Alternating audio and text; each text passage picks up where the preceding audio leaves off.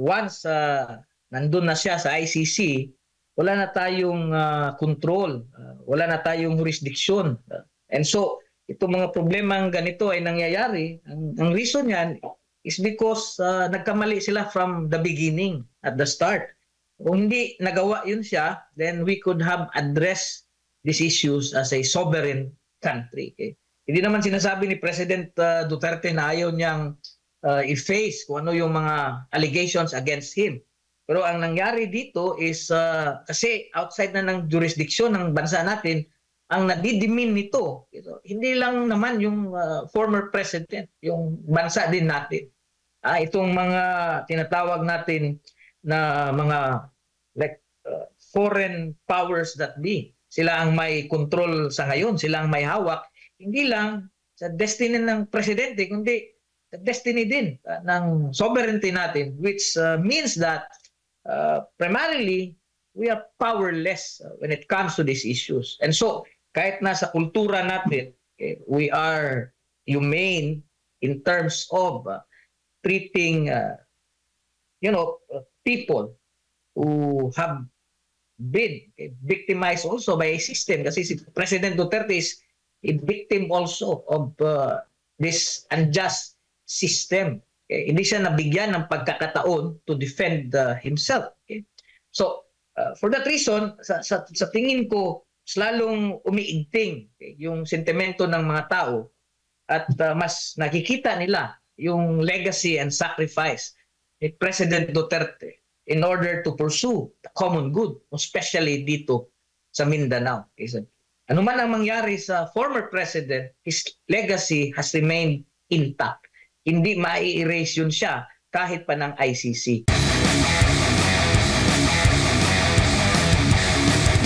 Satisfied po ba kayo?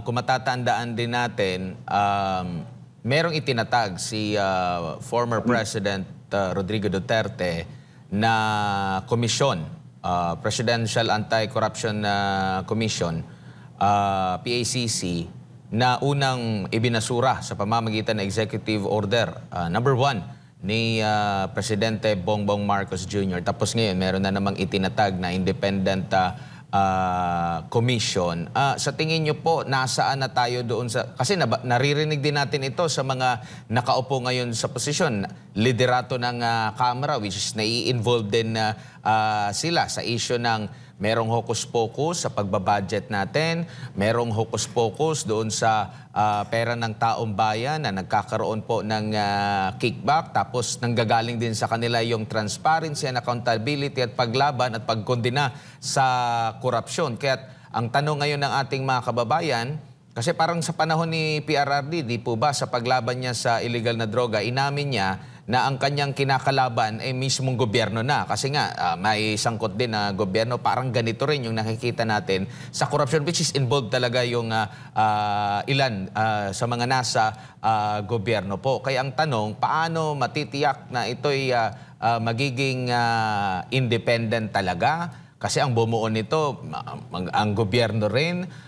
Ano naman yung role ng mga nasa pribadong sektor sa paglaban din po dito sa korupsyon na ito?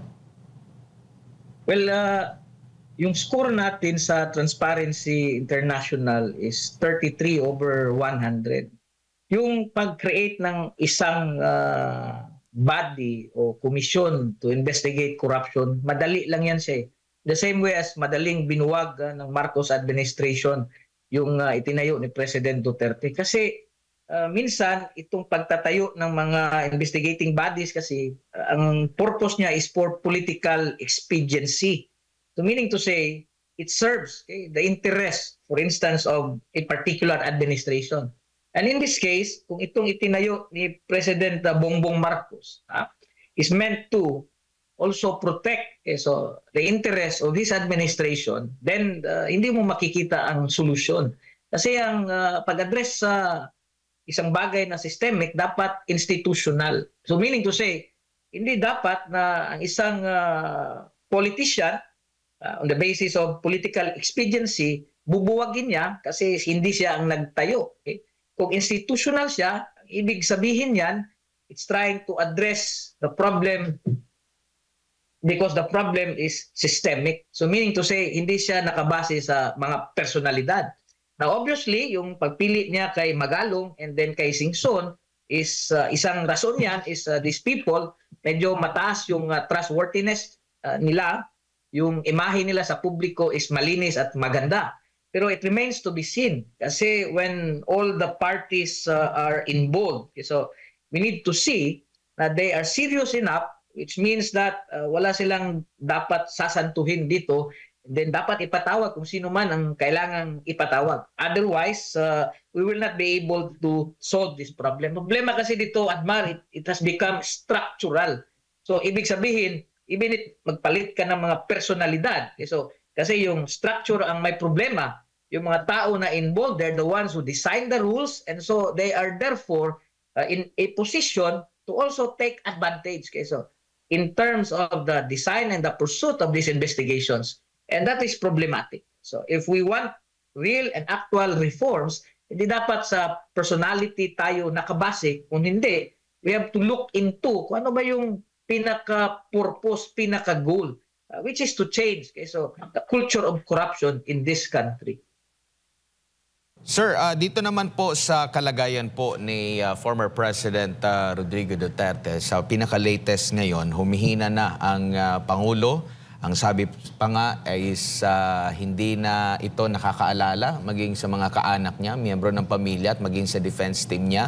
Pati yung ilang mga pangyayari, meron na siyang hindi naalala kaya meron silang hiling ngayon. Ano po yung maaaring implikasyon nito lalo na sa edad niya, pinadala doon sa, alam naman natin kahit nung pagbaba niya sa pwesto, mga ilang taon after sa pagbaba niyang pwesto, nakita natin yung pagbabago sa pangangatawan. Alam natin na tumatanda ang dating Pangulo, pero sa kabila nitong lahat, wala siyang kasong kinakaharap dito sa Pilipinas.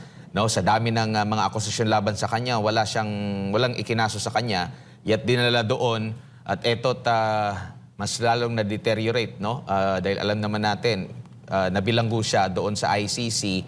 Alam natin kung ano yung mga maaaring epekto nito. Ano po yung mga giging implikasyon nito sa kabuuan, lalo na doon sa mga supporters ngayon, lalo na doon sa mga nakakaalala na ito ang Pangulo na meron ding ginawa sa ating bansa, lalo na sa paglaban sa illegal na droga, kriminalidad, at sa kanyang bold na mga statements laban dito sa mga tiwali o mga korap sa gobyerno? Well, unang-una, Admar, mali yung pag-render sa kanya doon sa ICC. Dapat nirespeto ng Marcos administration yung mga proseso dito sa Pilipinas, yung legal mechanisms natin. Kasi once nandun na siya sa ICC, wala na tayong control, wala na tayong jurisdiction. And so, itong mga problemang ganito ay nangyayari. Ang reason yan is because nagkamali sila from the beginning, at the start. Kung hindi nagawa yun siya, then we could have addressed these issues as a sovereign country. Okay? Hindi naman sinasabi ni President Duterte na ayaw niyang i-face kung ano yung mga allegations against him. Pero ang nangyari dito is kasi outside na ng jurisdiction ng bansa natin, ang nadidimin nito, hindi lang naman yung former president, yung bansa din natin. Itong mga tinatawag natin na mga foreign powers that be. Sila ang may control sa ngayon, sila ang may hawak. Hindi lang sa destiny ng presidente, kundi sa destiny din ng sovereignty natin, which means that primarily we are powerless when it comes to these issues. And so, kahit nasa kultura natin, we are humane in terms of treating people who have been victimized also by a system. Kasi si President Duterte is a victim also of this unjust system. Hindi siya nabigyan ng pagkakataon to defend himself. So, for that reason, sa tingin ko, lalong umiigting yung sentimento ng mga tao at mas nakikita nila yung legacy and sacrifice ni President Duterte in order to pursue the common good, especially dito sa Mindanao. Ano man ang mangyari sa former president, his legacy has remained intact. Hindi mai-erase yun siya kahit pa ng ICC, Admat.